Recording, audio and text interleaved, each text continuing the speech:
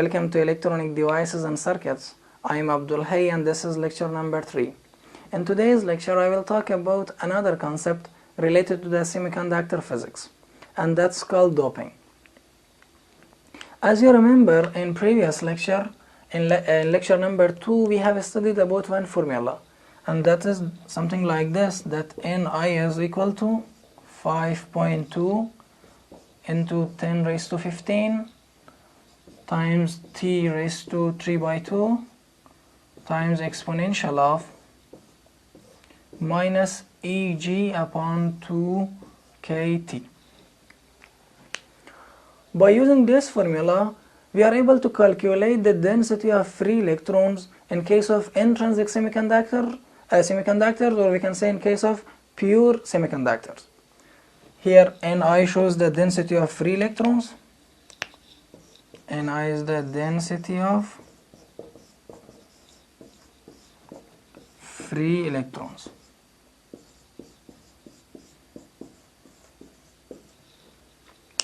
T is the absolute temperature. Eg shows the band gap energy, and K is the Boltzmann constant. It means, for example, if you put the band gap energy in case of silicon, you can calculate the density of free electrons at any absolute temperature. In previous lecture, I also calculated the density of free electrons in case of silicon at room temperature. Let me write that number. At room temperature,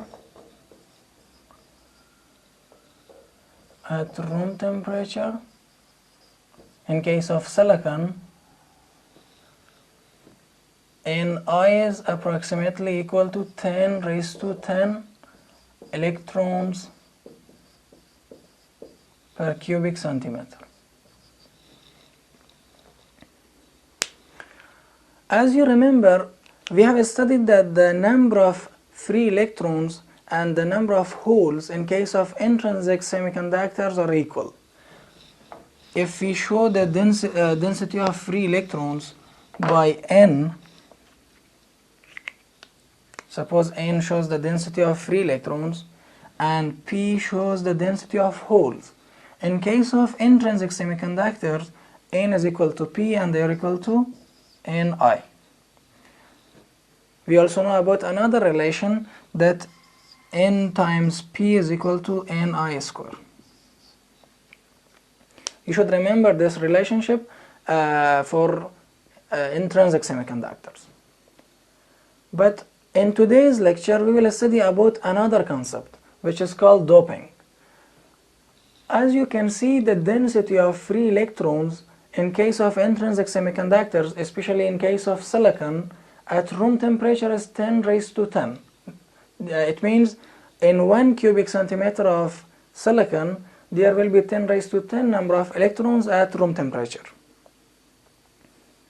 If you want to increase the number of free electrons in case of any semiconductor, what should we do? In today's lecture, we will understand how to modify the intrinsic semiconductors, how to increase the conductivity, or how to increase the density of free electrons in case of pure semiconductors.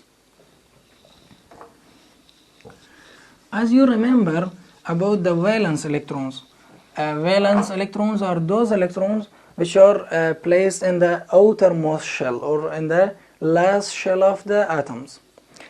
The number of valence electrons in case of silicon and germanium is 4, but there are some elements. For example, we have boron. It can be shown by using B. It has 3 number of electrons in its outermost shell. For example, we have phosphorus, another element that has 5 number of electrons in its outermost shell. Today, by using this concept, we will see how we can modify the density of free electrons. As you know about the internal structure of silicon crystal, I will draw it once again and we will check what will happen if we add some, for example, phosphorus atom or some number of boron atom with the silicon atoms. We will check how we can change the density of free electrons by adding phosphorus atoms and boron atoms. Let's check. As you remember, in case of silicon crystal, there is one silicon atom surrounded by 4 number of silicon atoms. That will be something like this.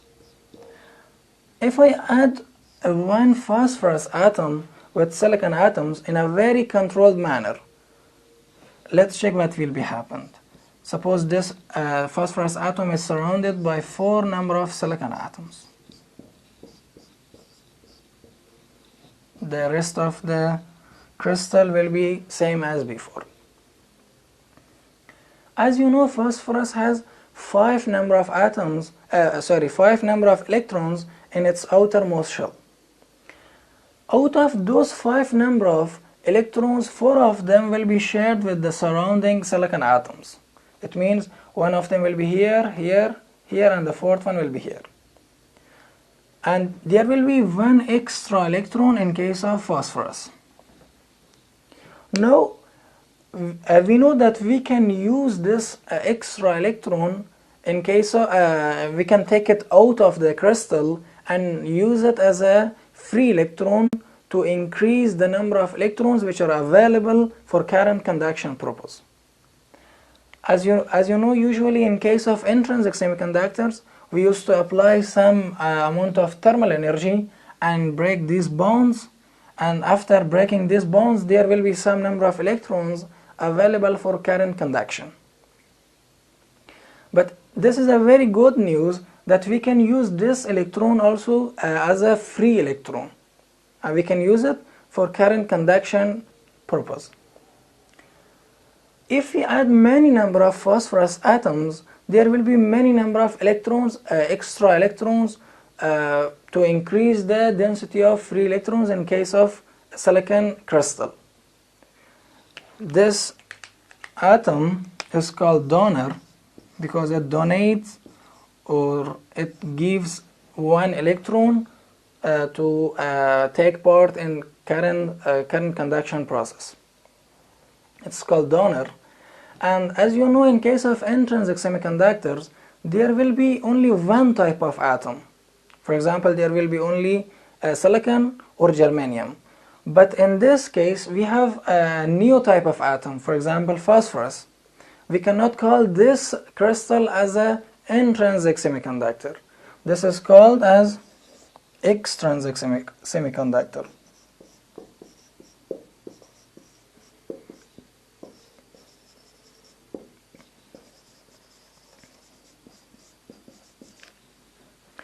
And this piece of silicon that has extra number of electrons, it's called N-type silicon, or we can say N-type semiconductor.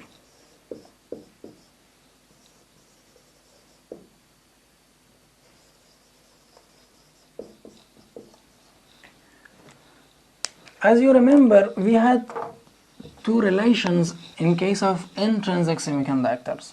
One was this, that the density of free electrons and the density of holes are equal. If we show the density of free electrons by n and density of holes by p, those are equal and they are equal to Ni. We also had another relation that n times p is equal to Ni square. In case of intrinsic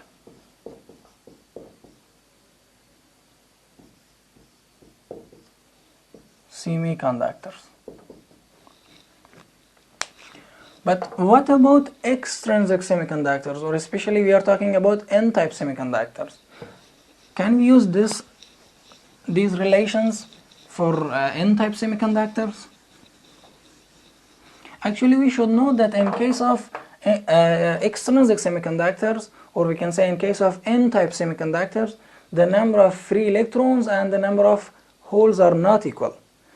Because in case of N-type semiconductors, there will be many number of electrons due to existence of the phosphorus atoms. Because of this reason, we can say that the density of free electrons and the density of holes are not equal. in case of extrinsic semiconductors. But this relation is also true in case of extrinsic semiconductors. We can say NP is equal to Ni square. This relation is correct in case of intrinsic semiconductors and as well as in case of extrinsic semiconductors. How is it possible that this one is correct for both of them? As you know, we are talking about N-type semiconductors. In case of N-type semiconductors, as you know, the number of or the density of free electrons is increased because we are adding many number of phosphorus atoms, and due to those phosphorus atoms there will be many number of electrons, and there are some electrons which are available by breaking the bonds, as we studied in case of intrinsic semiconductors. Because of this reason, the density of electrons and the density of holes are not equal. Density of electrons is more than density of holes in case of N-type semiconductors. How we can say that this relation is correct? As you know, N is increased, but I should tell you that P will be decreased. How is it possible? That we should say that when the number of electrons are increased, those electrons will go and fill some hole positions. There are some empty positions that are positively charged. We can call them as holes. These electrons will go and fill those positions. Because of this reason, the density of holes will be decreased. And I should tell you, the density of phosphorus atoms, when we are adding phosphorus atoms with silicon atoms, will be around 10 raised to 15 to 10 raised to 17 atoms per each cubic centimeter.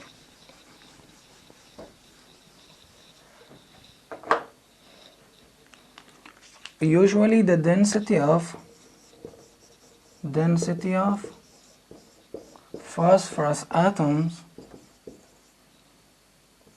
is equal to 10 raised to 15 to 10 raised to 17 atoms per cubic centimeter.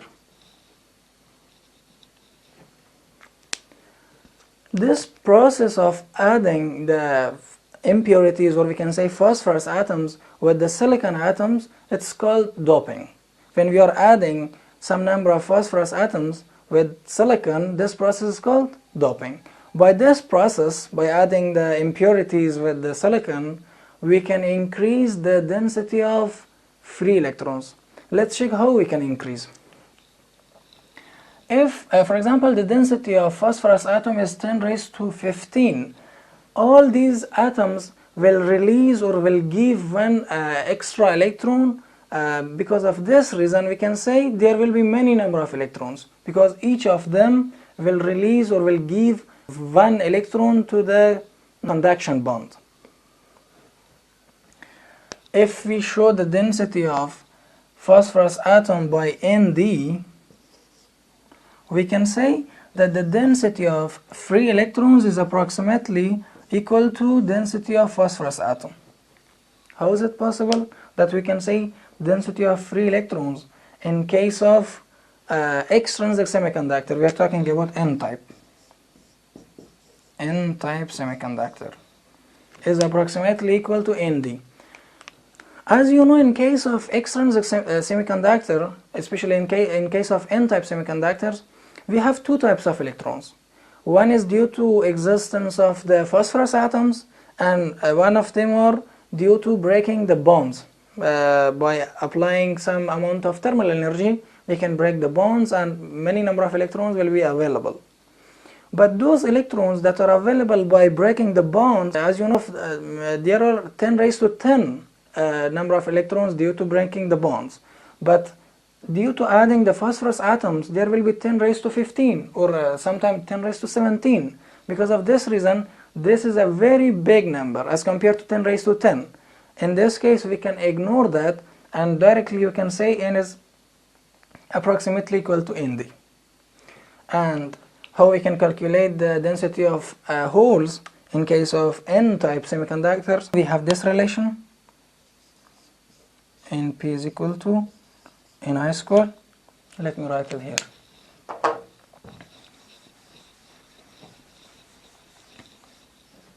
And we can say P is equal to Ni square upon N. And it's approximately equal to Ni square